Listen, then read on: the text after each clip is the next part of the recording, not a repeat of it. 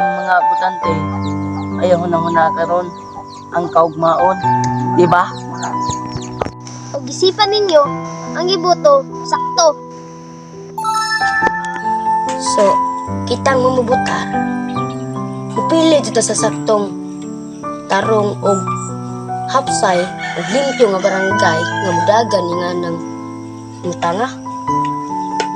Kay, ugway tarong nga mudagan nga pagkakapitan atong pilion, agatong barangay, dili hinlo.